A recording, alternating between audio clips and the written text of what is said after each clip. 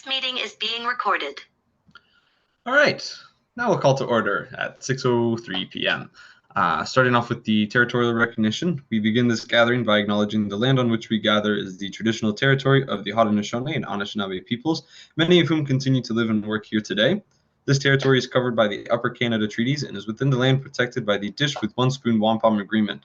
Today, this gathering place is home to many First Nations, Métis, and Inuit peoples, and acknowledging this reminds us that our great standard of living is directly related to the resources and friendships of Indigenous people.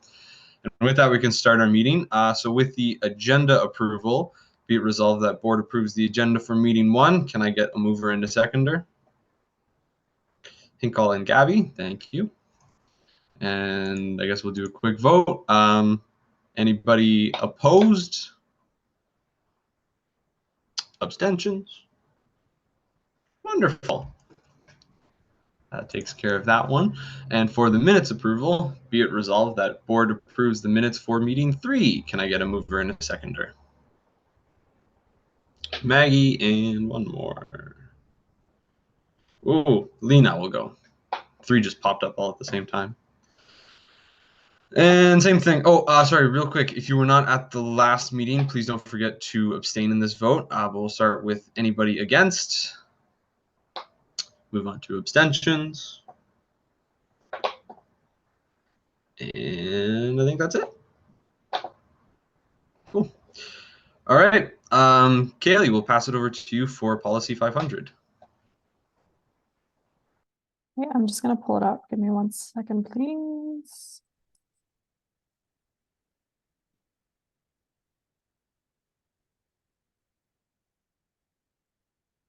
Okay, perfect. I hope everyone can see that. Unfortunately, Chloe wasn't able to join us tonight. She was going to come and help go through some of these changes, but I'm going to go through them with everyone and I'll answer any questions that you have. The main change that we are making for the club's policy is around club funding. All the other changes are smaller updates. They're title changes, just little things that needed to be updated. But I'll go through the document and then we can have a discussion and I'll answer any questions. But these are some really exciting changes that the club's team's really looking forward to. So just some changes, updating the language, moving away from BUSAC, referring to it now as the BUSU Administrative Council. One of the other changes, you'll notice later that we're going to talk a little bit about club funding, and one of the changes is really defining what the different executive roles do within a club. Right, previously it said what a president was responsible before, but now that there's going to be more financial responsibilities placed on the club, we wanted to outline what the treasurer's responsibility was. So there was a small change made there. Also requiring now an updated bank statement from the club's bank account when clubs ratify, which again, I will explain a little bit later when we get to the funding part. And some title changes.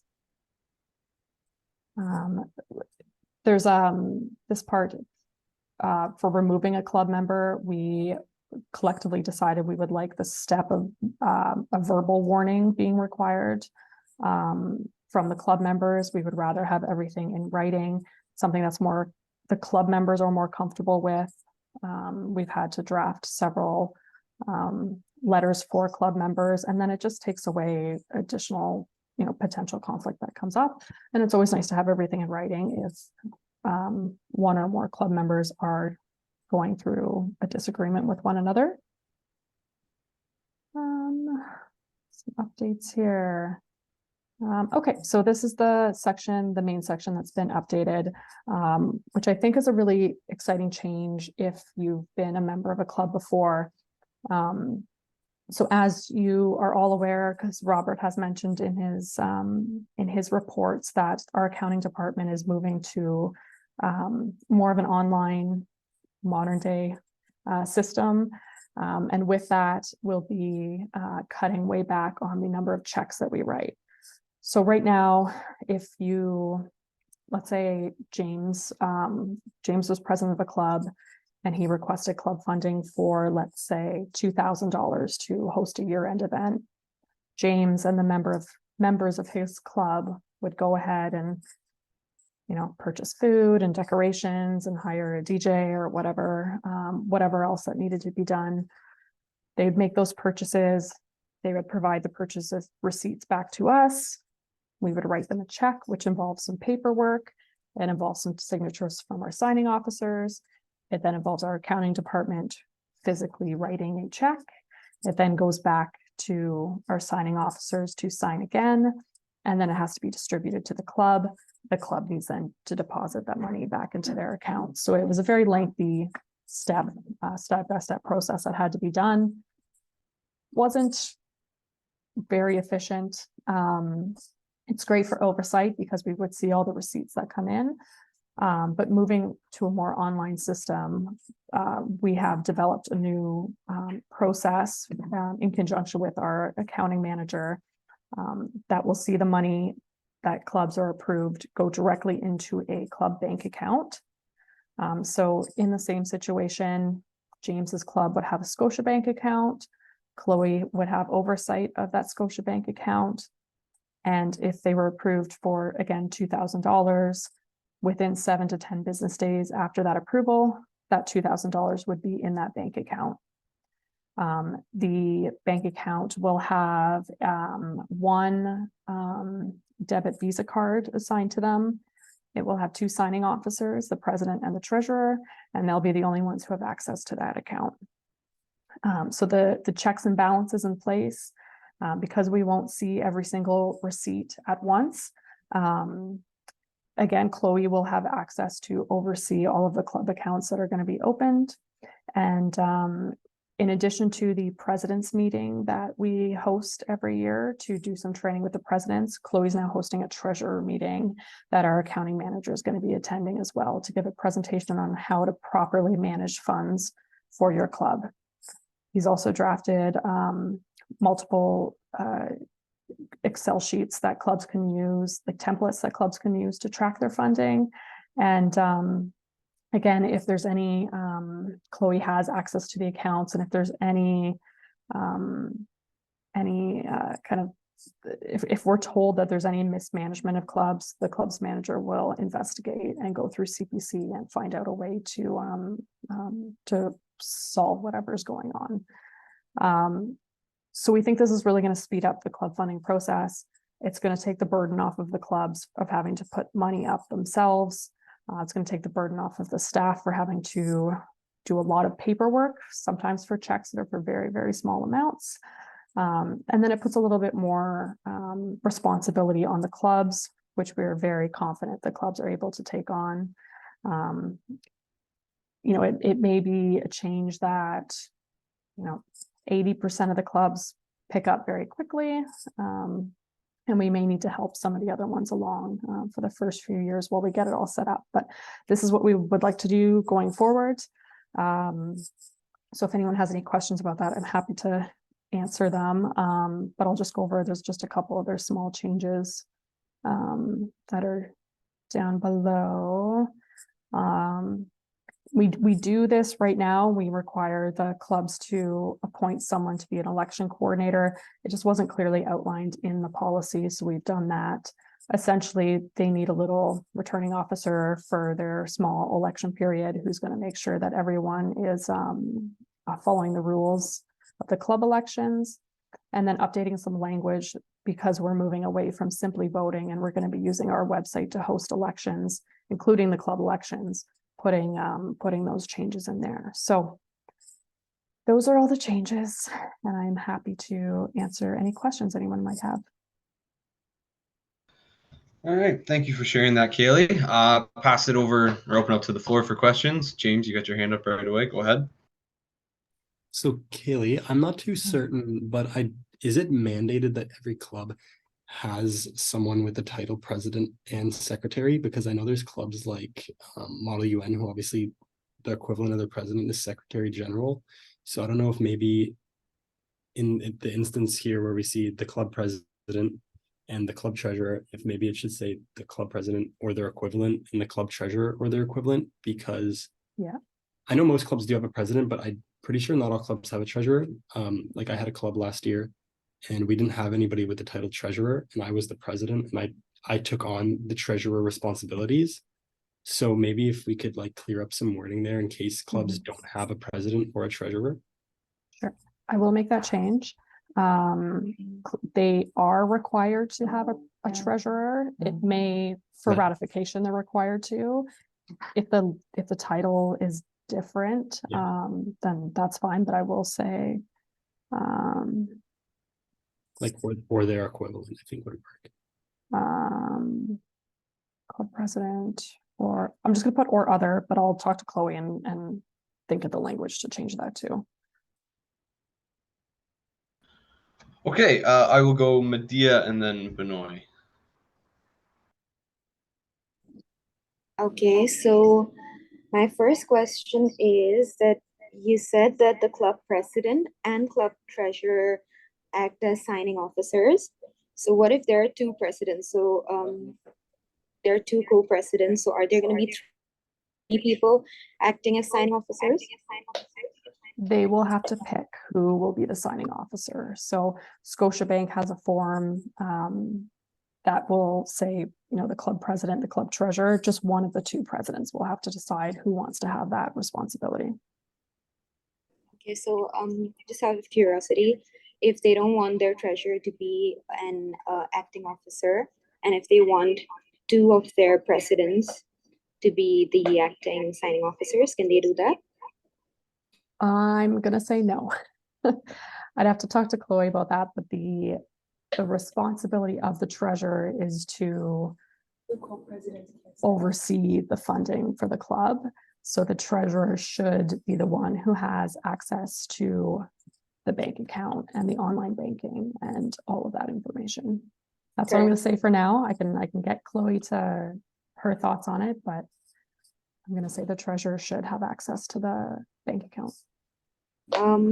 Okay, and my other question is that you said that you canceled that part out, that if the deadline, you pass the deadline and you're not going to be reimbursed, and then you have put a new code of saying that you can just put your receipt for getting reimbursed. So even if you miss the deadline, can you still get the money back? Sorry, I'm not sure can you tell me what section you're talking about?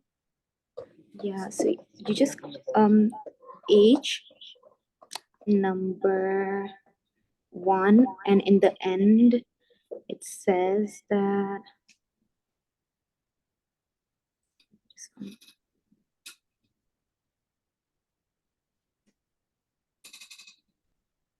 okay, just tell me what number it is.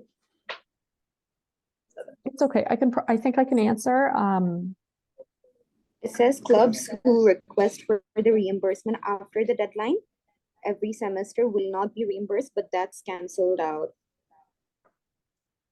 Yes, because we won't be going with the reimbursement process going forward. So they will just have the money in their account, and then it won't really matter at what time. There's not going to be a deadline to have that money spent. Okay, and my last question is that funding decisions cannot be appealed. So even if they have a better plan with a better financing procedure, can they still come up with an appeal and be like, okay, this is our new thing? Yeah, they would just apply for funding again. Okay, great. Thank you. Yeah, no problem. All right, thank you for your questions, Medea. We'll go, I said Benoit, and then Lena, and then Brielle then. Yeah, so my question, I had the first question was obviously regarding reimbursements. I think Kaylee already answered. The second was actually like, how's the wait list gonna work? Like last year, whoever submitted the funding request first, they would get called for presentation first. And I think Chloe mentioned that this time it's something different. Like everyone will get like approved right away after they submit. So could you like explain that? Yeah, nothing's changing for that. So club funding is going to open, I think it's September 7th. I could be incorrect, but it's sometime in that week. And then clubs can start applying for funding, and it is going to be a first come, first serve basis to present to CBC. And then, of course, funding that's under $1,500, Chloe can approve herself. All right, so for since it's September 7th, did we choose the CPC members yet? No, CPC, so they can apply for funding then, and then CPC won't start until after September 19th, once we have our first BUSU AC meeting. So basically, clubs won't have any events until September 19th if they get called. Correct, yes. All right, thank you so much. Yep, no problem. All right, and then we'll move on to Lena. Go ahead. You had mentioned electing someone like an elections committee member for each club that would not be running again to oversee the elections of the club. When is that being implemented? Because a lot of clubs already have their whole exec team. Yeah, it's not, we don't consider it an executive position. It would be a member of the club that the executive appoint who's not going to participate in the election. And it's just to help eliminate some conflict in case the executives are planning on running again. So the clubs will get information on the timeline on how to do that, probably in January, because the elections will happen in February. And they'll only have that role for a very short amount of time while the election happens, and then there's nothing else to do with it. So Kaylee, for the elections, let's say I'm the president and this is my last year. So can I be the election, like the officer, or it has to be someone? Okay, so it's basically someone who's not going to run next in the election. All right, gotcha. Thank you so much. Correct. Okay, I think that brings us over to Brielle. I'm wondering if the club execs have been consulted on these changes or been given the opportunity to offer feedback before it came to the board. I think their voices should be heard and taken into account before it comes to the board for approval, just because I think it should be student driven. Okay, Chloe consulted with the VPSS, who helps manage the club's portfolio, as well as the club coordinators, who are both executives of clubs. And this change, it's the funding change. I don't know, Robert can speak to it a little bit about how checks are being kind of phased out in the office. But yeah, I don't think there was further consultation other than that. I will say that this process, I don't really see a negative from it. I was just going to say, Robert, did you want to touch on that quickly? Yeah, so from a perspective of clubs, kind of the thinking behind it was that right now, I'll use Benoit because certainly I signed a lot of his checks last year for, you know, and they're not to him personally, they're to his organization. But what happens is the student right now, some of these events, you know, there might be several $1,000s. So the student actually has to take money out of their own bank account, like literally their own bank account, and buy these things. And then they get all their invoices together or all the receipts together after the event. And then they get a check typically within about a week from BUSU.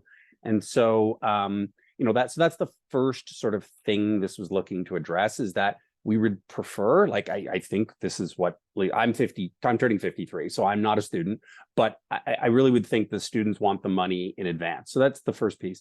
The second piece is from an accounting perspective, is that, you know, we issue about 30% of our checks that we issue are actually to clubs. And some of those checks are for $8.67. Clubs actually, you know, from a perspective, they actually make the most amount of very little money. So they go to the dollar store, they buy some decorations, they go to the grocery store, they buy some things, and they really do great things with very little amounts of money. So what we're trying to do, you know, moving forward, is empower them up front so that they don't have to take the money out of their pocket And then at the end, they submit the receipts. We recognize that they're not going to be perfect with receipts. Like right now, I would say we're darn close to perfect. We get all of the receipts back. We're actually taking a small amount of accounting risk. You know, we've certainly looked at it from our auditor's perspective, and that we might get 80 or 90% of the receipts back. But we're allowing the clubs to do things without having to dip into their own pockets. So that's kind of what we're thinking about. And from an accounting perspective, I would expect by the end of next year, we'll only be writing 20% of the checks that we currently write. In a busy week right now, we write 100 checks, and that's for 1 week. We should be down to below 20 a year from now. So that's my perspective on a few things. Okay, thank you. Yeah, I was just saying that because I thought we should have some more student voice in there, especially with the execs, and see what they would prefer with their club and individual clubs. And just that'd be a way to empower them a little bit more. Because at the end of the day, it is student dollars. Yeah, thank you for bringing that up, Ria. That is a very valid point. Going back to the other hands here, Medea, is yours a legacy hand, or do you have a follow-up question? No, I have a follow-up. Wait. The floor is yours. Technical difficulties. You didn't hear that.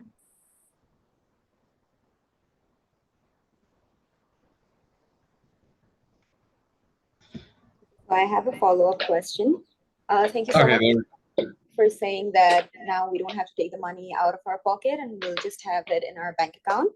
But say, what if the prices of the bus increases, or the venue, or the food, any of that increases? Can we, and we just got over our budget because of that, can we ask for money during like mid-semester? I mean, I think the situation would be the same if the club went over club funding. It wouldn't be reimbursed, right? It would only be reimbursed up to the point that, you know, you receive the funding. And if a club requested money, if James requested $2,000 and after everything he needed, you know, $2,200, then yes, you would just go back to CPC, or you'd message Chloe and explain the situation, and she would help you take care of that. So I don't think that would happen too often, because usually the quotes that clubs get are pretty precise or kind of rounded up. But I know that, you know, everything is getting wildly expensive by the day. Yeah, I mean, it is precise, but especially for the bus or the food, it is never really precise, you know? I mean, it keeps changing. So was just wondering if you could take that to Chloe. Yeah, and I think I would just recommend, if it's like, I mean, if you're getting a quote from a caterer, that will be what the price is. If you're, you know, pricing out pizza for an event and you're expecting it to be maybe $350 based on their website, then maybe you ask for $400, just to make sure that you're going to have that wiggle room there. But I'll mention that to Chloe. Thank you.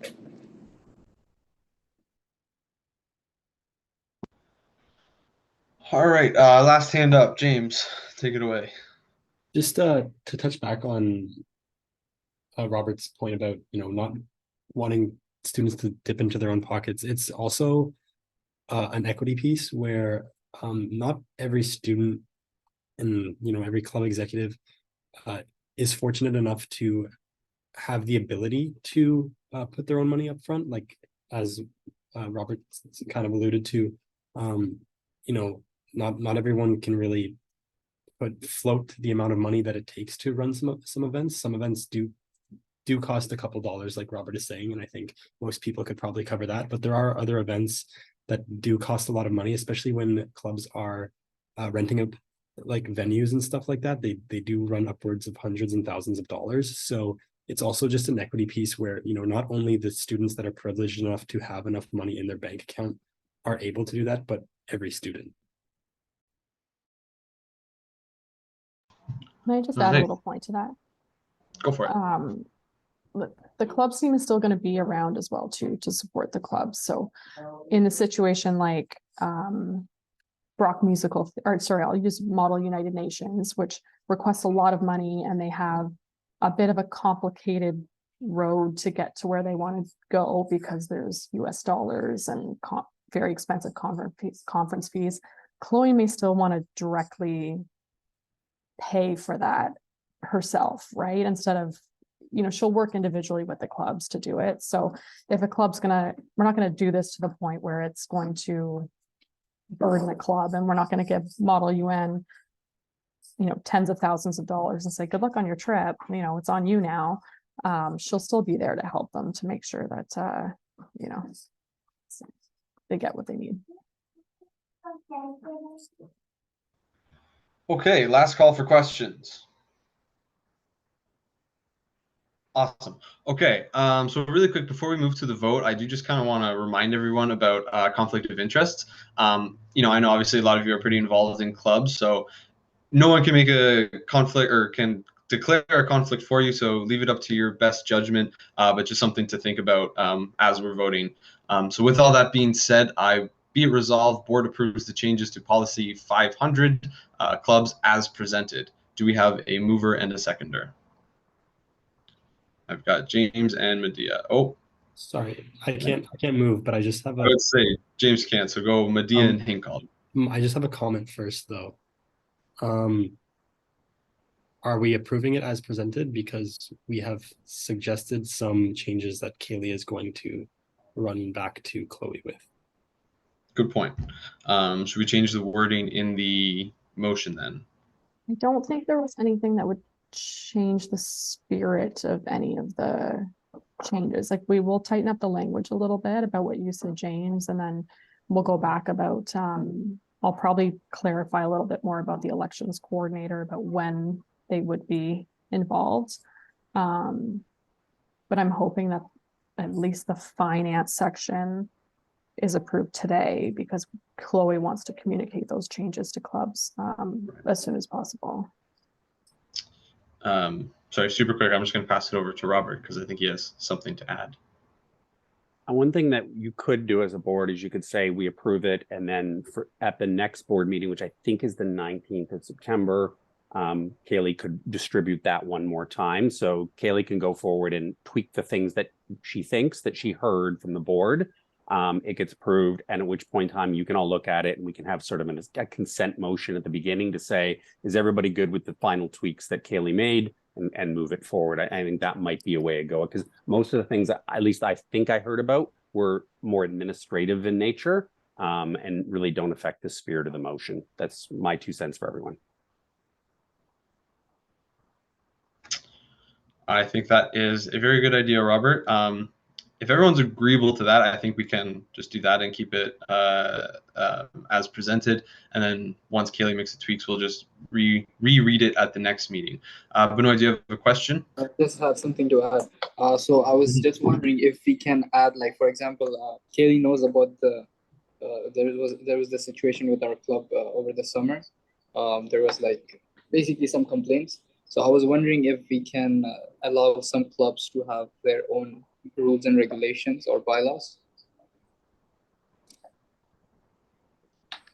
Sorry, I don't know what you mean, Benoit. Have the rules like reiterated to the club, or? No. So BUSU policy 500 is there, but then there are additional rules and regulations. Let's say for a religious club or like a cultural club, like that. I'm not sure what other rules you're referring to. For example, let's say there might be differences in within a community, right? And it might lead to a lot of conflicts or toxic environment. So as executives, can we have certain rules and regulations for the members to follow to keep the harmony and peace within the community and club? Gotcha. Let's do you mind emailing Chloe, and we'll have a chat about that. I think what you're talking about, the clubs have their own guides. I can't remember what they're referred to. I think it's club guides that you guys can make changes to. And you might be able to address some of that in there. Perfect. Thank you so much. Okay. So with all that, I think we're on to the vote now. Correct? Sorry, who was our seconder? I think we had Hinkle down. Sorry, I didn't catch it. I will put down. Oh, no, all good. All right, so I will start with all of those opposed. And any abstentions? All right. So with that, the vote passes 11-0-0. And right back to you, Kaylee, for policy 400. Oh, sorry, I'm Election. talking a lot this one. This is a very small change. Oops, sorry, I'm gonna share my screen.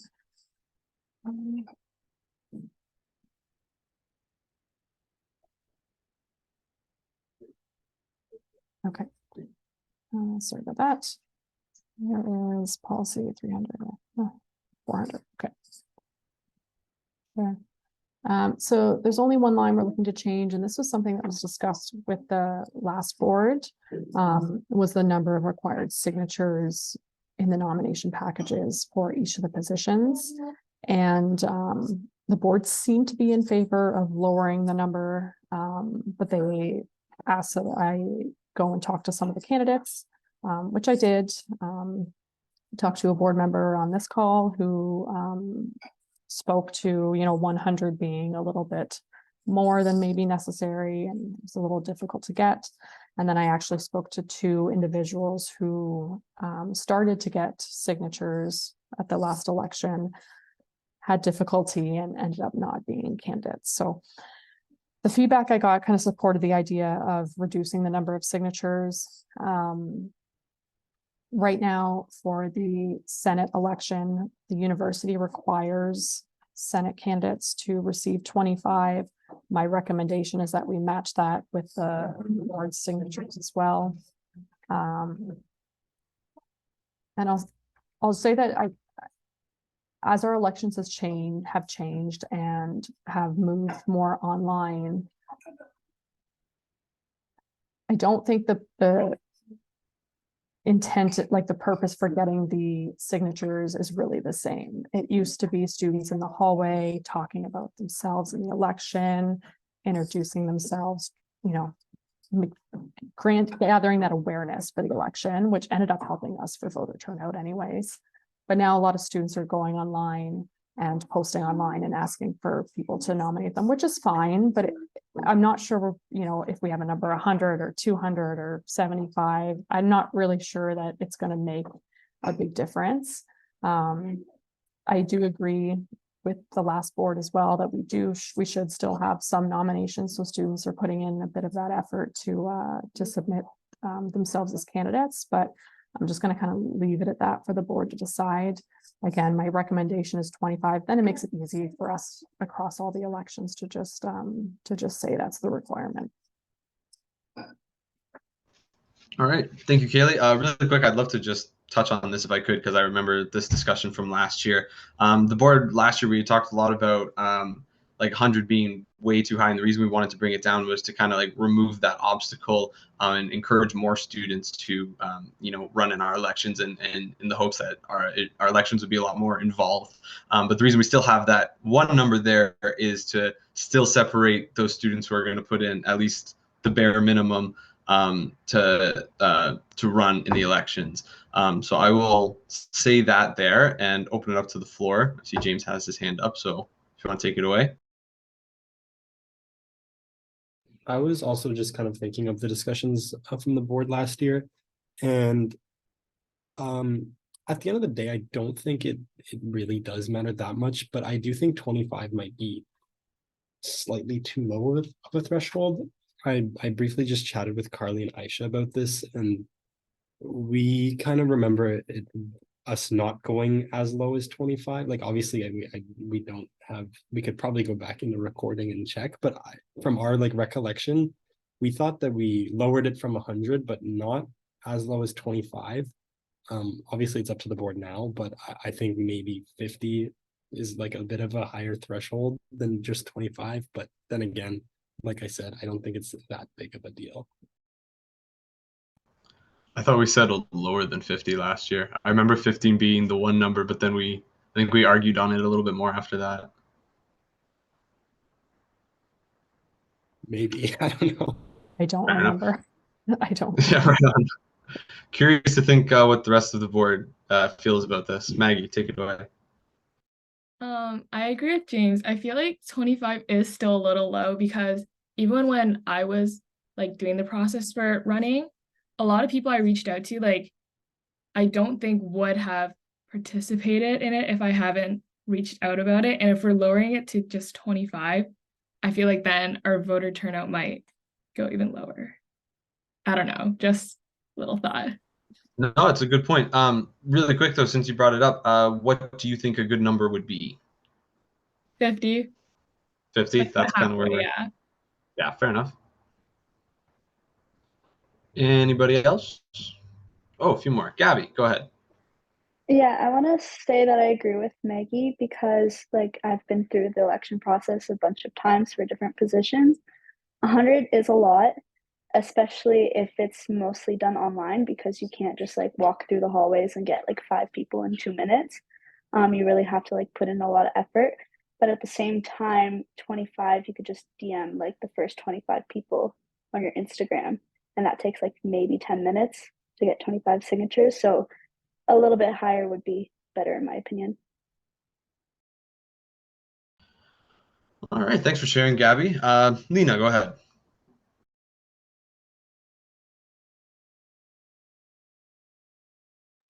Hello, I kind of agree with everyone. Like, I honestly think that 100 would be a good point because when we bring it down to 25, that's basically like anyone's able to vote. I feel like people who, if they do want to work hard and step out of their comfort zone, like you can get 100 signatures. I would say in board that wasn't super difficult to get, and we should keep it a position of value where people have to work hard to get it, to achieve it. I understand like opening it up to everyone, but that's why we have things like BUSU.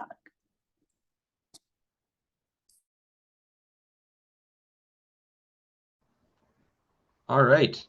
So it seems kind of the vibe that we are thinking 25 is a little bit too low. So with that, could we make an amendment to this? Or just kind of even change the number right now? Robert, you got your hand up. Go ahead. Yeah, so James, as the chair, you can do a couple things here, just procedurally. You could actually say, as the chair, I'm going to put a motion on the floor that says that you'll go to 50 or 100. That's one thing you can do, or you can get it on the floor and move from there. So really quick, Robert, I just want to remind you that my name is Alex, not James. Good effort, though. Legacy name. Yeah, apparently. Jeez, can't escape it. Can't escape it. All right, so what is Andy yesterday? What was that? Say that again, James? I was called Yasmin and Andy yesterday by Robert. No, I'm kidding. Mindy, you got your hand up. Go ahead.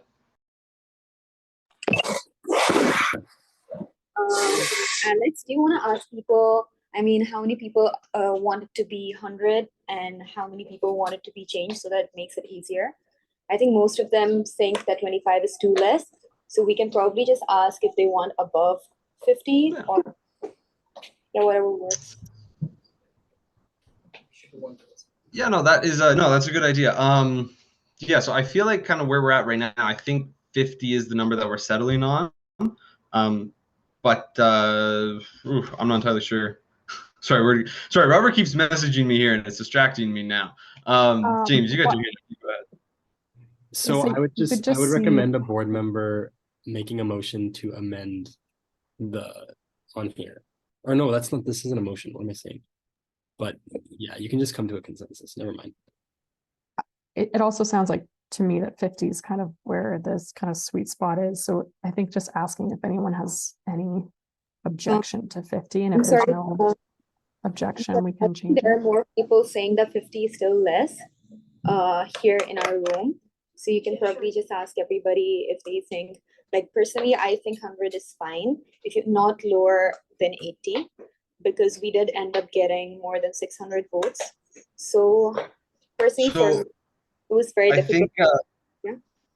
Really quick here, I think if you're thinking that 100 is the number that you would like, then we don't really need to make a vote on that now. You'll just vote against this motion, against changing it. I think right now we are just trying to find an alternate number for those who think that 100 is too high, but 25 is too low. So I think what we're going for here is changing the edit as it stands right now from 25 signatures to 50 signatures.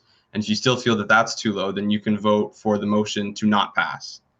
Is everyone kind of on the same page with that? I see some thumbs up. Is everyone agreeable then, for those who think 25 is too low but 100 is too high, are we all agreeable to change that number to 50 then? I Priya, would go disagree ahead. with that. I was just gonna say I agree. Can I just make a little point of clarification? Or Yep. just to clarify, just in case, because I think I heard something about the number of votes required. I just want to make it very clear that the number we're talking about is the required number of signatures to submit yourself to become a candidate in the election. So if Alex wanted to run, part of that process to becoming a candidate was to get 100 signatures. That's what we're looking to are proposing to lower down. And then we still will do all the regular marketing for the election to try to get as many students as possible to vote in the actual election. Good point, Kelly. Yes, this is not for the quorum of the elections. This is to get nominated for the election. Hinkle, go ahead.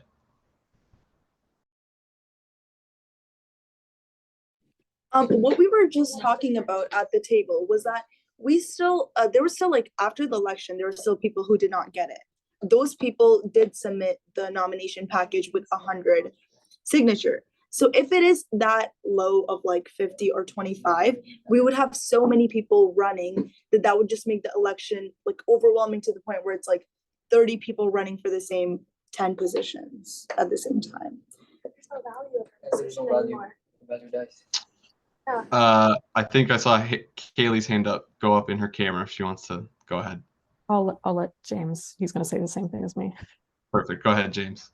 Okay, so just a reminder for everyone that in the past elections, 25 signatures has always been the threshold for Senate, and the Senate had 4 candidates for 3 spots. So your assumption that the election will just grow to like an insane amount of candidates, I don't know if that's necessarily true,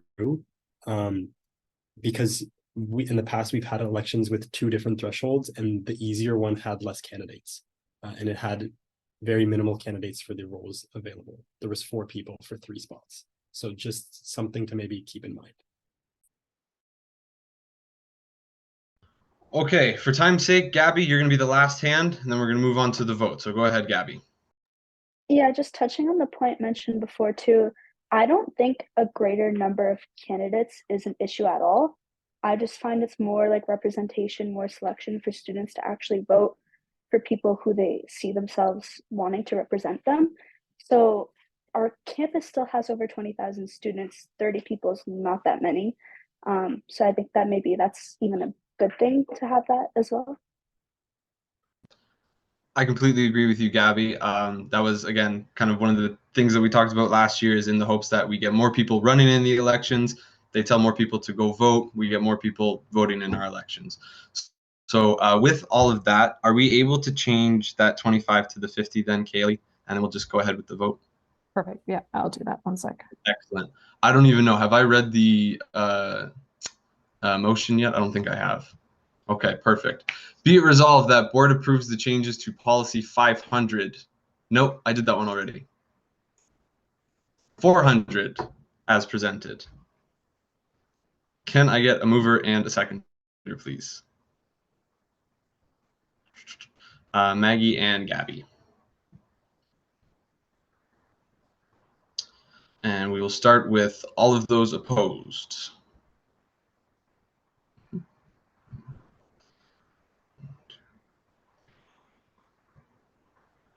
Alex, we couldn't hear you. Which part didn't you hear? Against 50 or 100? So The voting right now, is it against 50 or 100? Like the this is against changing the policy. So this would mean that if you're voting against it, that it stays at 100. Okay.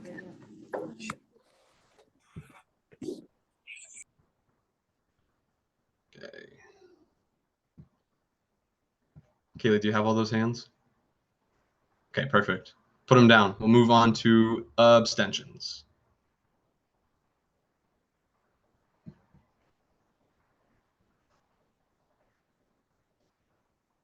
All right. And then all those in favor.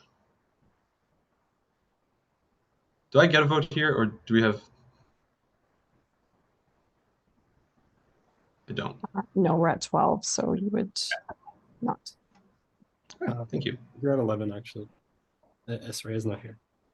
Oh, what? 15. Rajat is in the meeting twice, I think. Oh, okay. Gotcha. Put my hand up anyways. So yes, yeah, you would. Perfect. 1, 2, 3, 4. Okay, so that fails, so we'll stay at 100. All right, thank you everyone for that discussion. It was very lively for sure. Is Alyssa going to be joining us for the USTA referendum? I don't think so. I think it's just the MOE, or I don't think she's coming. She'll be at the next meeting though. She's got something to present. So just quickly, the USA levy. So you guys are very familiar now with USA. If there are provincial lobby group, USA is looking for their member schools to increase the levy slightly to help make up for inflation and all the things that they have in running the office. So to up the levy, we have to go to referendum, as you know. So this is the document that we're looking to get approved to go to referendum for October. The second part of the motion is asking the board to approve Alyssa to run the referendum. And that essentially is you granting her or tasking her with running it while she's working. So sometimes it's, a board member, sometimes it's a random student who's running a referendum, but Alyssa, as our USA steering committee member, will be running this one. So this is the question that would go out to the students during the referendum. Do you support a 9-cent per credit increase in the USA levy, 63 cents to 72 cents per credit, starting spring 2024 as outlined in the memorandum of understanding below? And then the terms below just explains how the money is collected and used. So happy to take one. Robert, your hand up went up. Super quick, you go ahead. Point of information, this levy came on the books many years ago. There's actually never been an increase, so there was actually no escalator clause in the actual agreement. So just a point of information. Thank you for that, Robert. And thanks for presenting, Kaylee. Are there any questions from the board? All right. So we have two motions here then. I think I'll just do them all at the same time if that's good. Yep. So be it resolved that board approves the USA levy MOU and sends it to referendum for the October election cycle. Be it further resolved, board appoints Alyssa Hall to run the yes side of the referendum. Brielle, is that a question?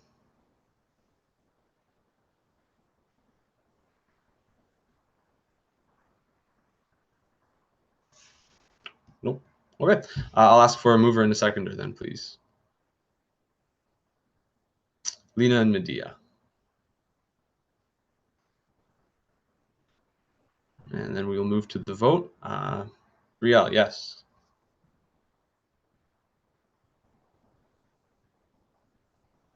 Sorry, technical issues. I was just wondering if there's a letter from USA expressing the change in their costs.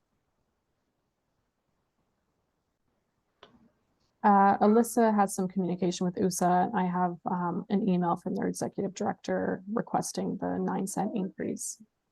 It was that was an amount that was voted on and approved by the USA steering committee. That was like the agreed upon amount that they wanted to increase the levy by. Okay, that's great. Would you mind sharing that with the board? I don't have I can get Alyssa. I can get it from Alyssa and email it to the board if you'd like. All right. That information. Sorry, Brielle, you cut out for a second. I was just asking if we could table this until we get that information.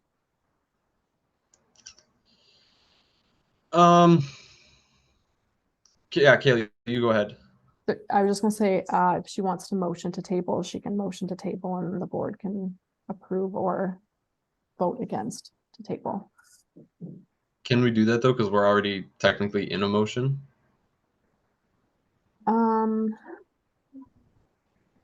Yeah, you're supposed to request to table at the beginning of your speaking turn, but Robert may have something to add. Go ahead, Robert. If you want, if there's a motion to table now, so certainly happy to provide email and support to the board. I mean, it's our governing body of the organization, but if there's a desire to do so and table, you can call a vote. If the vote basically fails, then a motion can come forward to table. And then it's tabled until the September 19th meeting or whenever that's, I think it's the 19th, but it might change. But that's when it's scheduled to. So typically what you would do is you'd put the motion on the floor, just like last time, you actually put the motion on the floor. It was defeated. It stayed at 100. In this case, it would be the motion would go on the floor. It's defeated. And then it would have to come back, if that makes any sense. It does. I can pull up the email where Malika asks for or explains what the per credit fee is going up to, if that's good enough for the board. I don't know if that's sufficient, but if you have it handy, I mean, might as well. I can find it. In the meantime, does anyone have any jokes or I don't know, funny noises or anything they'd like to share? I don't know.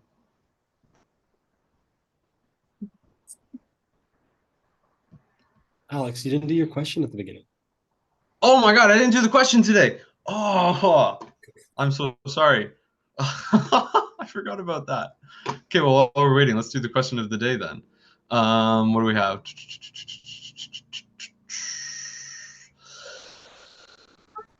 I'm not able to find that. I'm just going to ask Alyssa to send the document over.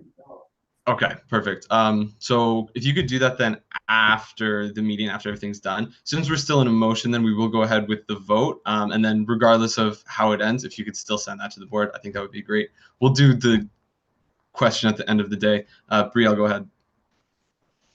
I'd like to put a motion to table it then, just until we get that information so we know exactly what we're voting on. So again, I think just as Robert explained, we can't motion to table until this motion has gone through. So if this one's defeated, then it can be motioned to table. Correct, Robert? Yes, I'm seeing some head nods here. So with that, we will go to the vote now. Last question, Benoit, go ahead.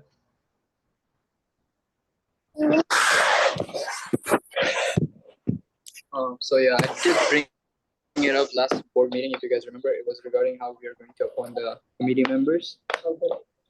So this is something that I even talked to some of the board members here.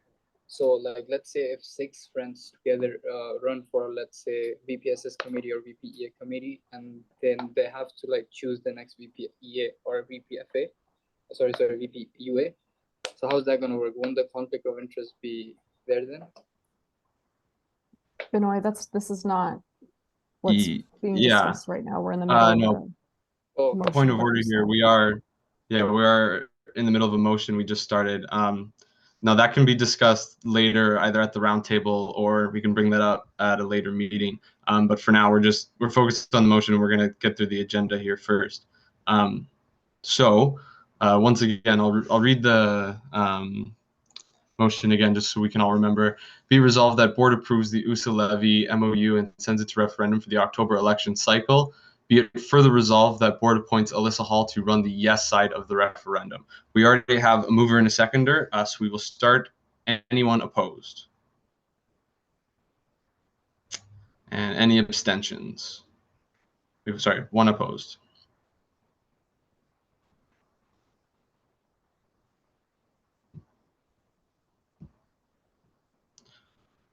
sorry, Charlie and Rajat, are those opposed or abstentions?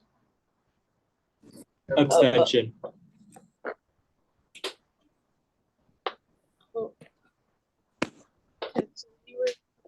No abstention. Yeah, we're on abstention right now.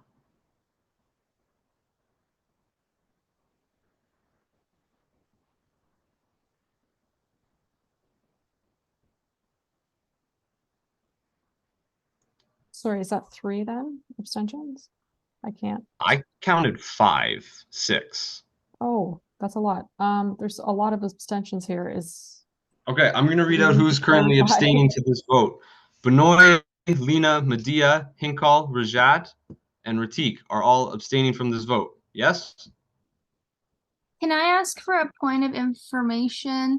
I think we Yep. might need to do opposed and abstentions. I think it went by too fast. So if you could just slow it down, let's go through it again because I think the hands are getting confused.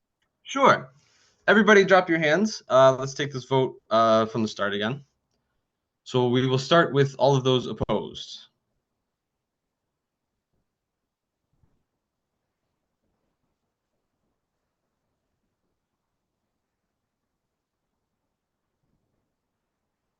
All right, and now we will move on to abstentions.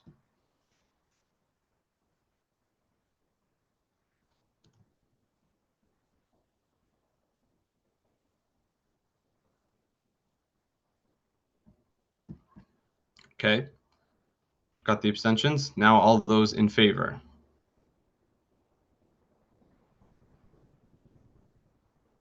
If we have to do it again. Can we redo that? We got confused about with the opposing and abstentions. Okay, let's try this for the last time here. This is going to be the last vote on this motion, and then we're going to move on. So starting with all of those opposed, please put your hands up. I also just want to add in a point of information for everyone. Even if you abstain, the vote can still be passed through if there's still more yeses and nos, just as a point of information.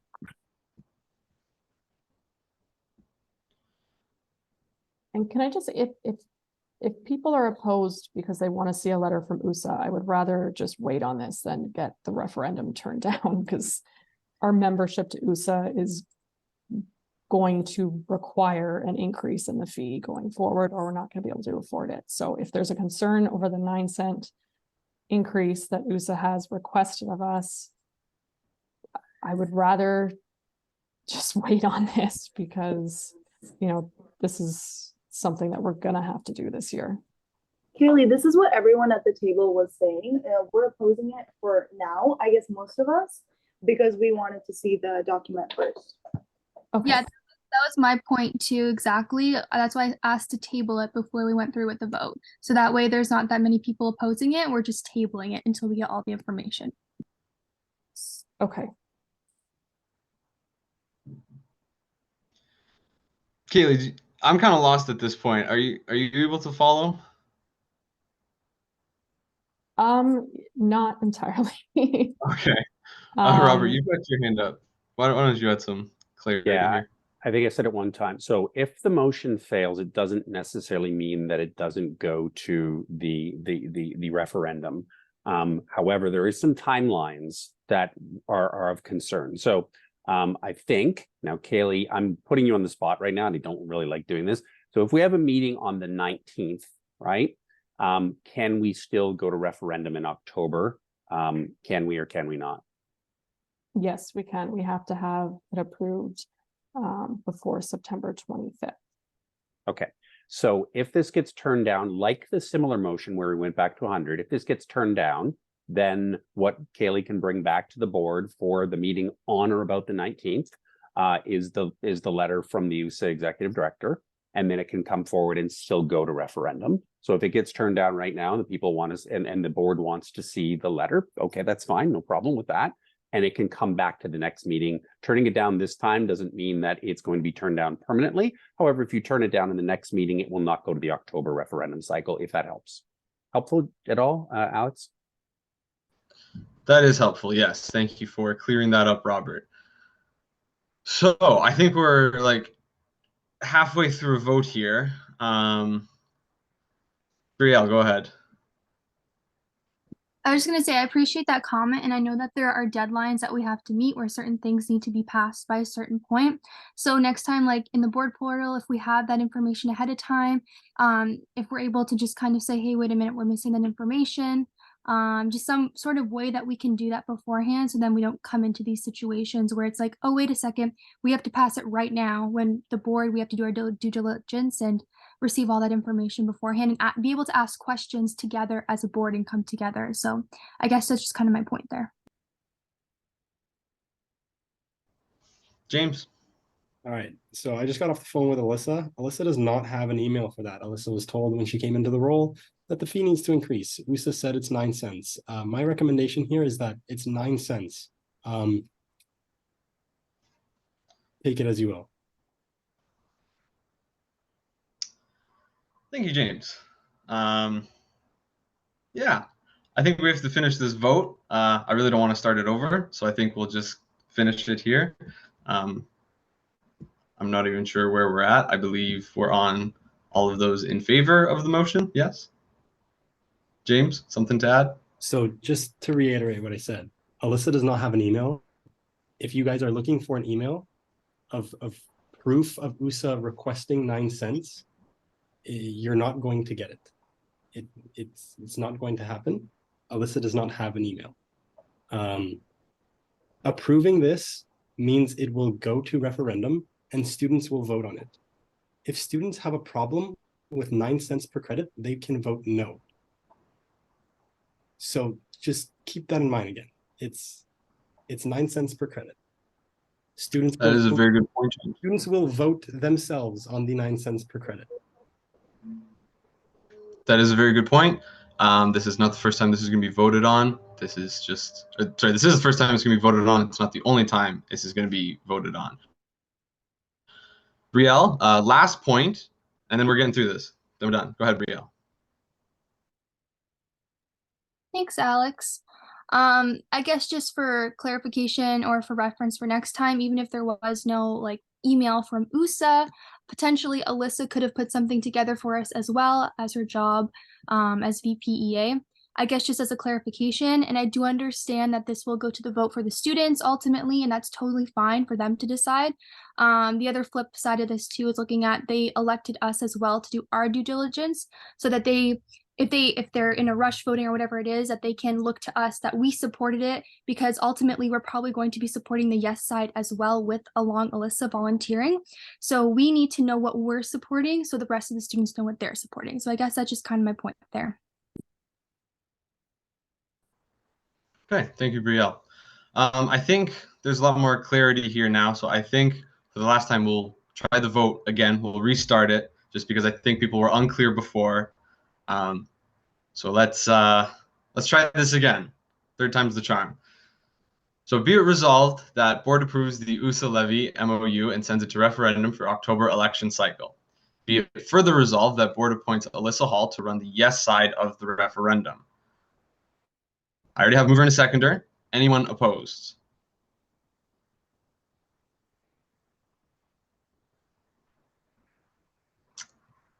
Any abstentions?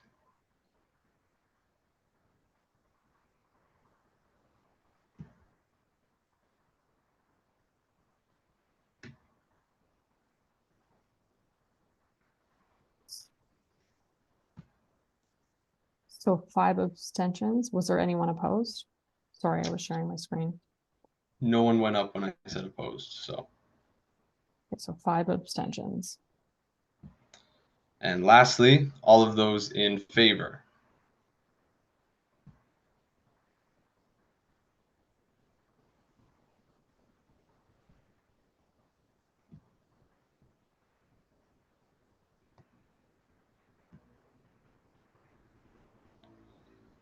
Okay.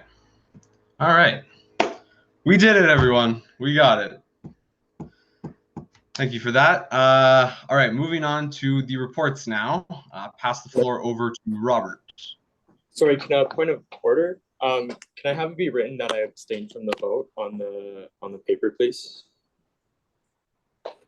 Thank you. Thank you, Charlie. Now over to you, Robert. Thank you, Alex. So I'm going to go through I circulated my report, but there's a few things I guess I want to touch base on, just so the board is aware. So with respect to General Brock, our General Brock will open, and when you do see it next week, it'll have a number of changes. So really the core changes are the booster juice is in a different location. The coffee shop, there's an actual coffee shop, which is something we didn't have before. And there is a much larger sort of grab and go area, keeping in mind, our need to, our desire to keep things as affordable as we can. So those are all, and place been painted, there's a mural, there's a lot of different things. So there's some good changes in that area. What you probably won't notice quite as much is, for example, that both booster juice locations have been touched up. So there's been a little bit of renos that have occurred there. When you go into Union Station, you will see Cola's Kitchen. And so Cola's Kitchen is South Asian food concept, and that is going to be brand new to BUSU. What you will see in the early days is an Asian food concept. And really all we're really waiting for them on that is we need to make sure the Asian food concept is affordable. So James and I are waiting on menu from the organization before we sign an agreement. So that is some changes that are going on in the food and beverage side. With respect to our finance system, which I've reported on multiple times, it went live on the 15th of August, and now we are currently using our new system. It is going to take probably until the end of December until we're fully using that system, but we are currently using it as of the 15th of August. Couple other things that I'm going to talk about from an IT perspective is that we have been progressively moving our applications to a cloud. We only have 2 applications that exist in our server closet on site, and they're for retail. So there's a retail system for General Brock, and then there's a food and beverage system for several of our locations. And the 2 locations are really Harvey's and Isaac's. But by the end of next year, by the time we have this meeting next year, we will have moved all applications to the cloud. In terms of our sustainable lighting project, which Kaylee is leading, that project is going to start soon. In fact, this weekend, the lighting in General Brock is going to be updated to LED lighting. So that will be the first element of it, and it will be concluded by the end of the fall. With respect to Niagara Transit, Carly is going to be up. So she is going to have the responsibility of distributing about 12,000 bus stickers to our students in the next 2 weeks. But she's all on top of it and ready to go. With respect to Go Transit, we received a comment from the board, which we thought actually was quite good. And what they indicated is they asked us to sort of take an advocacy position to see if we can get the bus to go a little later than 10 o'clock p.m. on campus, somewhere around 10:10, 10:15. We've actually received some response from Go Transit right now, and we're still working with them right now. So we'll keep the board posted all term. With respect to another bus service called FlixBus. So FlixBus bought Greyhound Bus. And we are optimistic that when we return from reading week, we will actually have a bus stop on campus for FlixBus. So transit has moved very well this summer. With respect to student space, we are continuing to work with Brock University. And in fact, we will have a meeting at the end of, right after Badger Fest with Brock University. We are optimistic we're making some headway with this. And we will be meeting with Brock University the week after Badger Fest. With respect to our enrollment is up 1% over past years. And I put in a link so you can see all the enrollments for all the different undergraduate institutions in the province of Ontario. You will be seeing an audited financial statement that has to be submitted by October 31st. So you'll see that in the near future. Badger Fest is 4 sleeps away, and we're in really great shape. The play is tremendously well organized this year. With respect to our fall programming is posted on our BUSU website, so you can see what is happening all fall. Health and dental insurance, our opt-out period will conclude on the 30th of September, but that program is also all up and going. We have onboarded about 150 employees. We've got about 30 remaining for the fall, so that's also going quite well. we will be implementing our new board portal for our next board meeting. Kaylee, thanks for your work on that project. With respect to countdown, we have 3 days remaining. So tomorrow and then we will start on Saturday. So we will have Wednesday, Thursday, Friday, and we start on Saturday. And on a personal perspective, I completed 2 my MEd courses this summer. I received A+ is good for me on both courses. I will be doing the same thing again this fall with the goal of completing my Master's of Education. So that is my report for this evening. I'm happy to take any questions. Thank you for sharing, Robert, and congratulations on your classes. Got an academic all-star here. Any questions for Robert from the board? That would be your opportunity.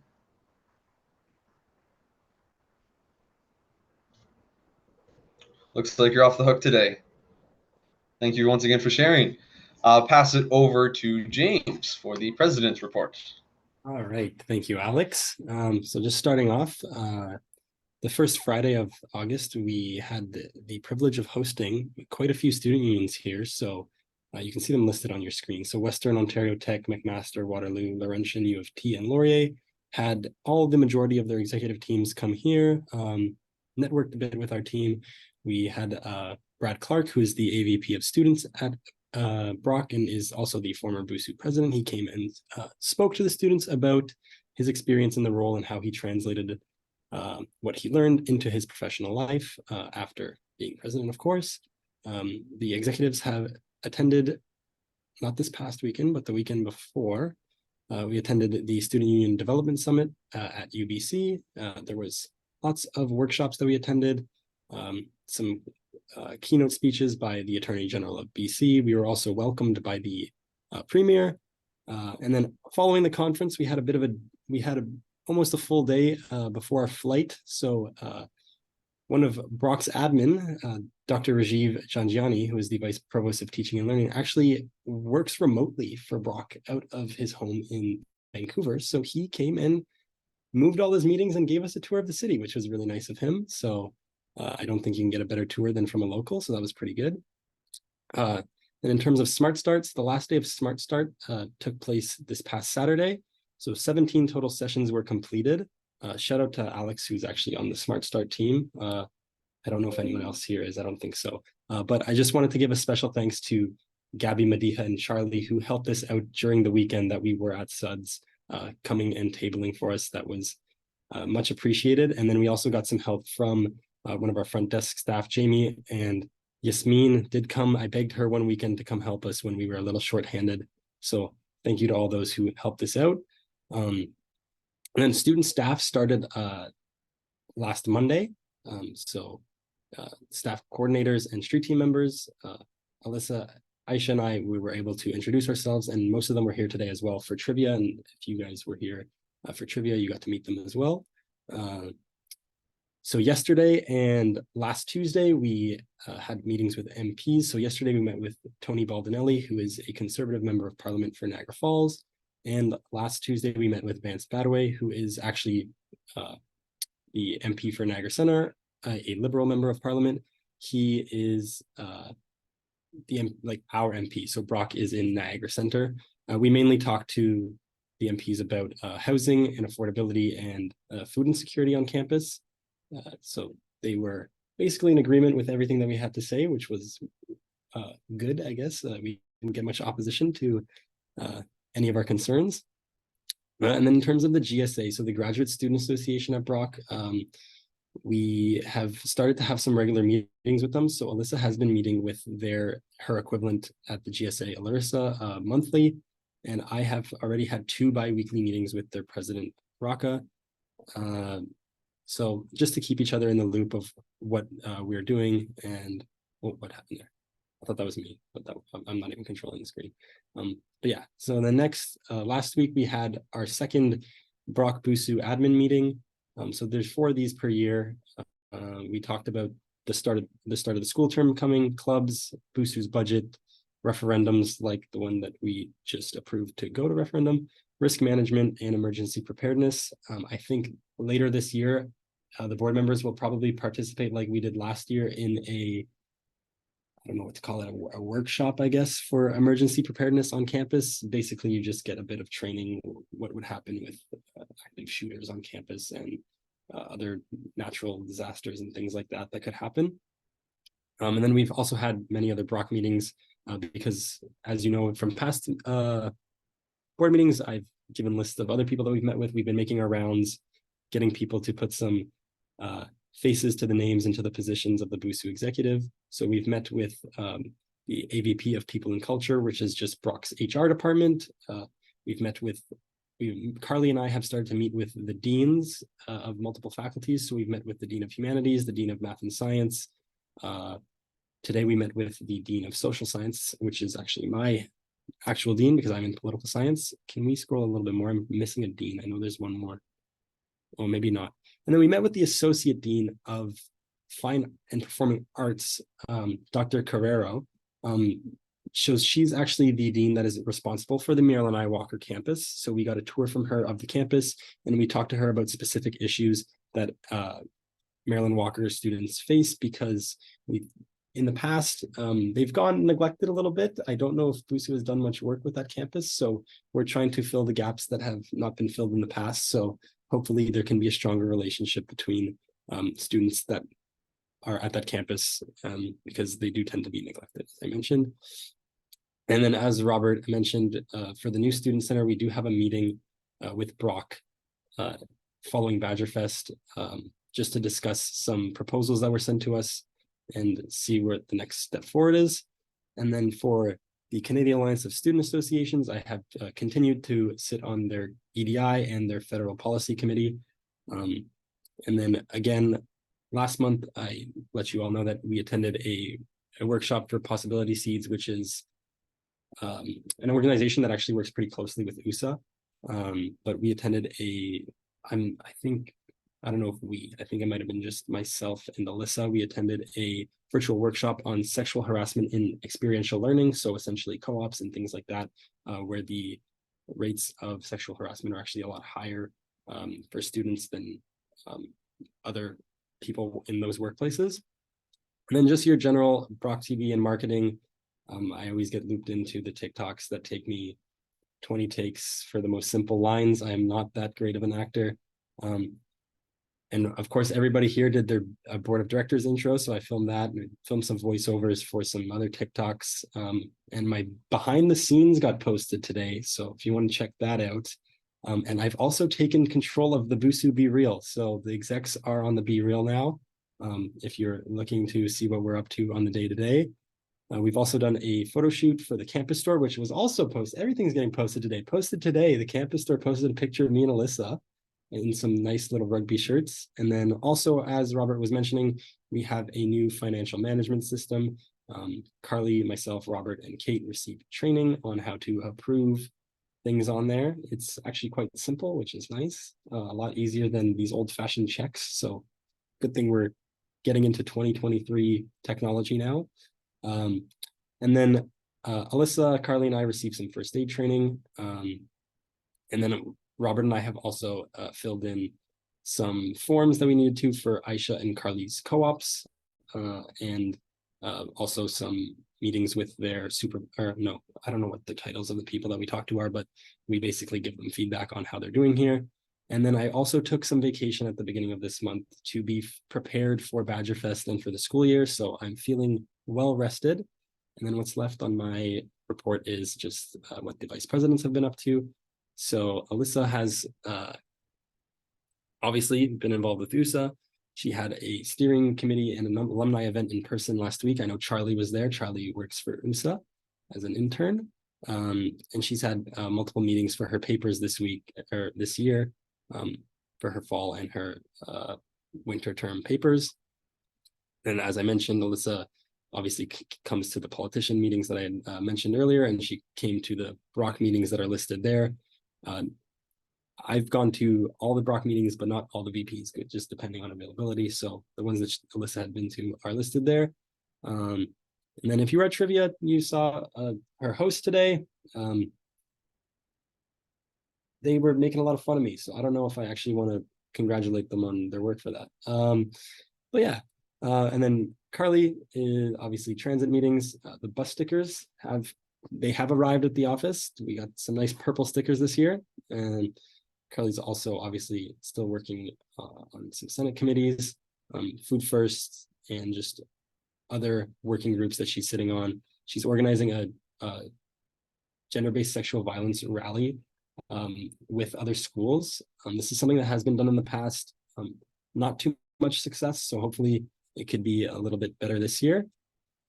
And then also Carly tends to come to more Brock meetings because, of course, university affairs makes sense for her to be there, given her title. Yeah, we can keep going down. A lot of the stuff is repeats of they were just there when at the other things that I was at. Of course, Aisha has been planning for Badger Fest and for other events throughout the year, and just clubs meetings. And Aisha was actually on the hiring committee for the new AVP EDI, that was just announced a couple days ago. If you have not seen that article, it was put out.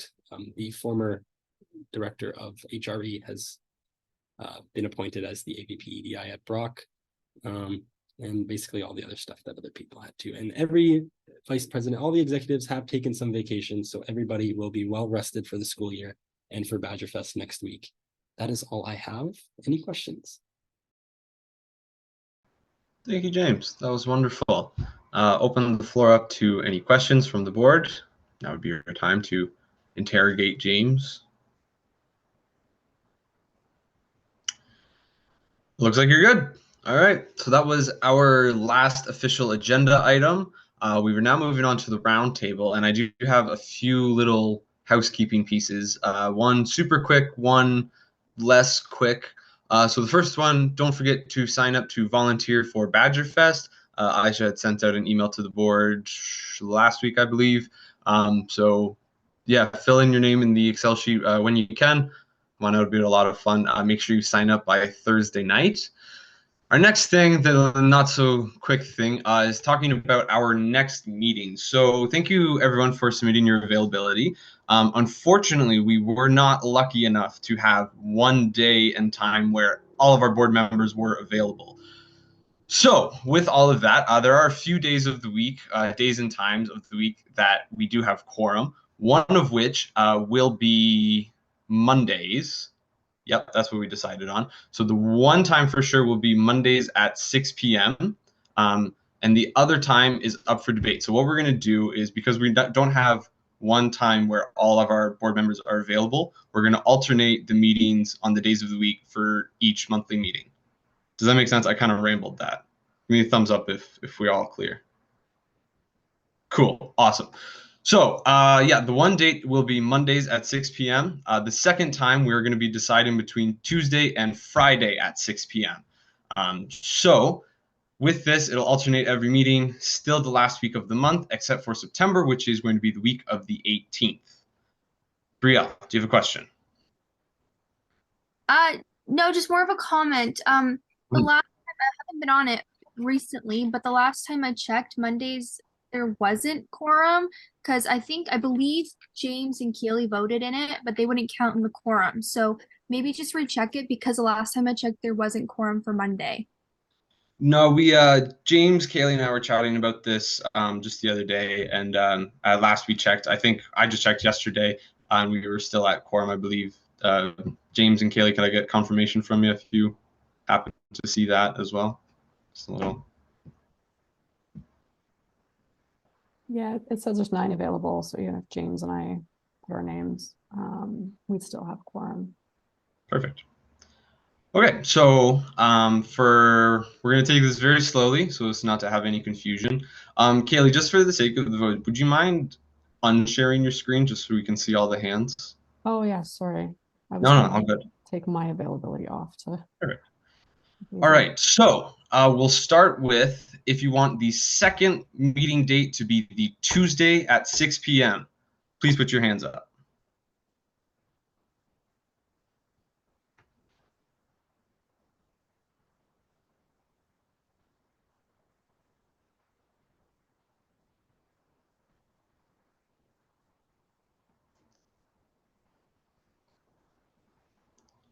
Last call Oh, okay. Last call for hands on Tuesday meetings.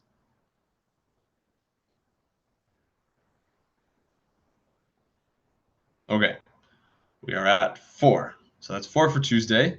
If you wouldn't mind just putting your hands down so we can get this sorted. And now hands up for Friday.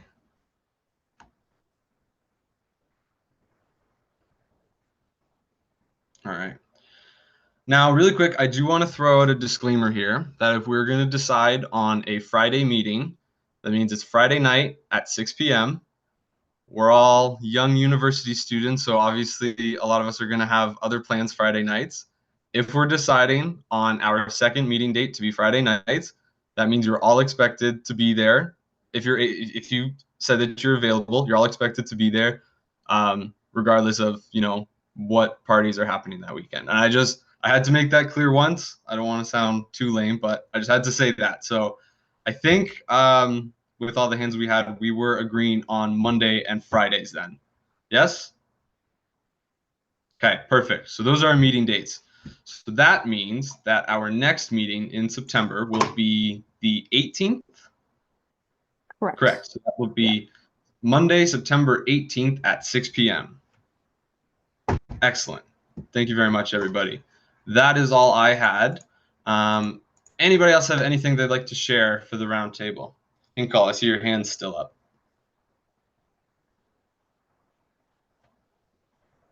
Okay. If there's nothing then.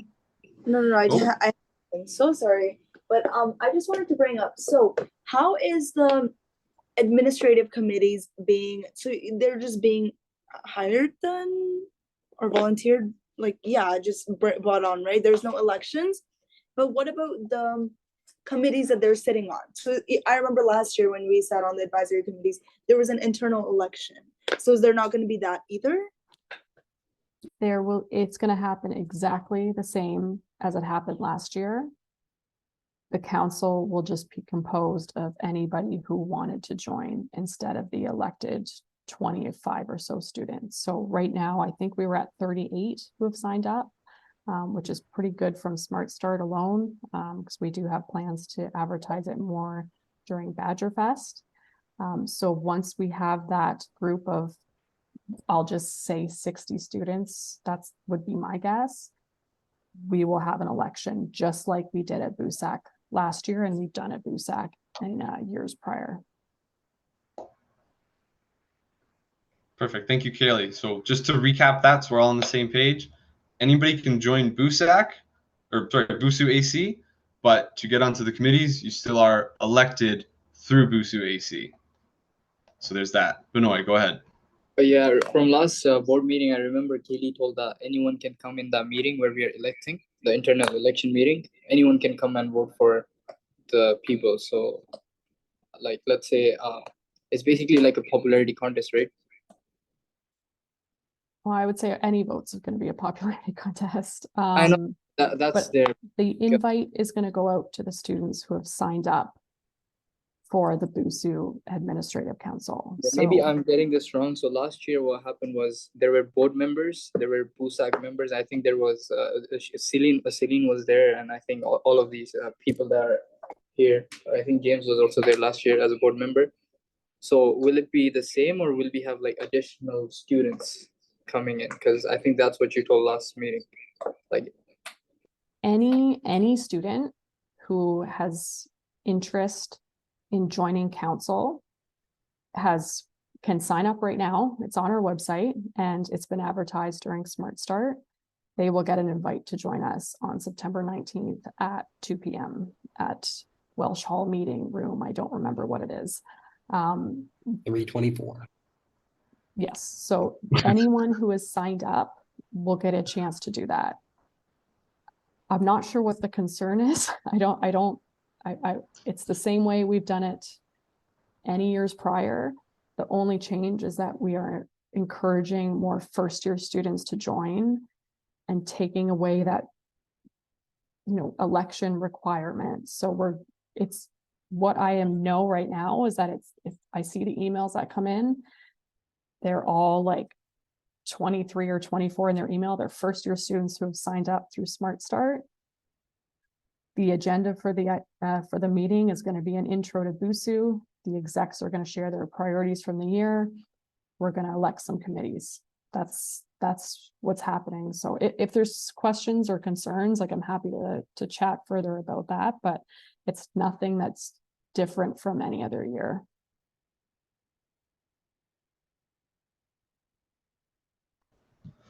Hinkle, you want to go ahead? I just had a question. So how many people, like, is there a number on how many people are gonna sit on each committee like we had last year? Yes, each committee has a bylaw, or sorry, not a bylaw. Each committee has a policy that says the composition of it. So I think it's 6 or 8 council members per committee, plus a board member. So at the next meeting, we'll select the board reps who are going to sit on each of the committees. I will make a note, though, that as we discussed at the board, the proposal that is going to come forward to you in September for the appointment process, if that's what you guys are talking about, is to have more board on it and less council on it. So you will have, if there's going to be a discussion about the appointment process for hiring the executives, stay tuned, because that will happen at the next meeting, because we'll be bringing some policy changes, proposed policy changes to the board.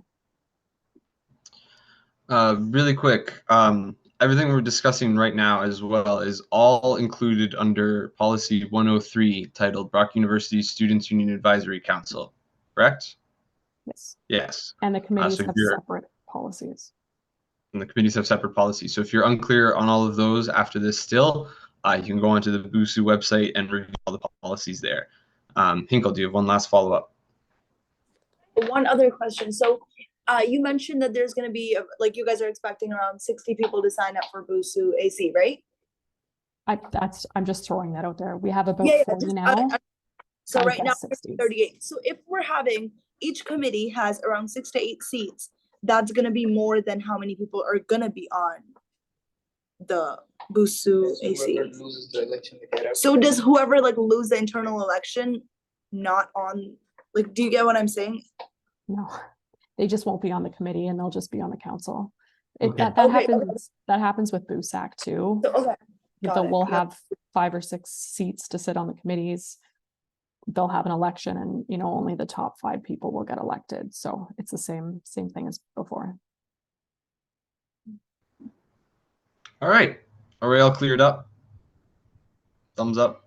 I see some thumbs. Perfect. I'm going to take that then as adjournment at 7:36 p.m. Thank you very much, everyone. It was a marathon tonight, but we made it through. So next meeting.